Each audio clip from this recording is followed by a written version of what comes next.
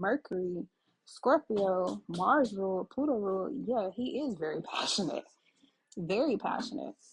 And the fact that he was able to articulate so many different spiritual topics that a lot of people, especially even in the quote unquote black community, really made them uncomfortable, which I felt like Jonathan Major telling him to go read the Bible again because of his perspective about Jesus and God. And it's like, if Jesus is the Son of God, then why are we exalting the Son more than the Father?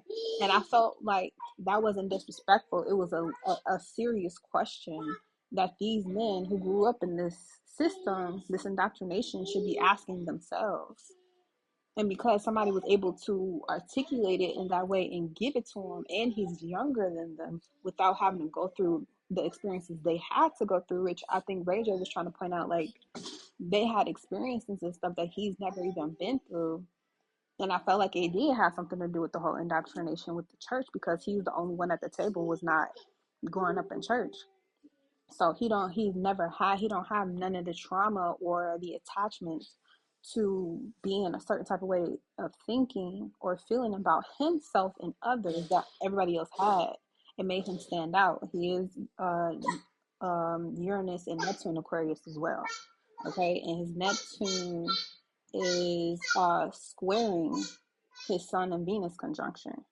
So it's very hard for somebody to be received in this type of a manner through major mad groups of people. And this Aquarian mad group of people were all people who grew up a way that he did not. So he was the one out of the group who was different than everybody else. And he wasn't afraid to communicate that either, because it was plainly obvious that his energy was way different from everybody else. But that wasn't a bad thing, you know what I'm saying? Because everybody had their own individual look, their own individual presence. Even the doctor, I felt like the doc and Kev was more open and receptive to the exchange between them two.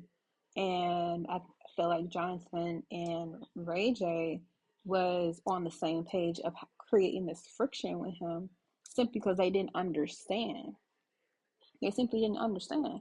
He went through everything at the table that everybody else had went through at a younger age. And to tell somebody like to keep on living, he don't have no choice but to keep on living. But to say that in a way to say you don't know anything, it's the same type of trauma that the Gen X and Y had gone through in their upbringing, when the younger generation are coming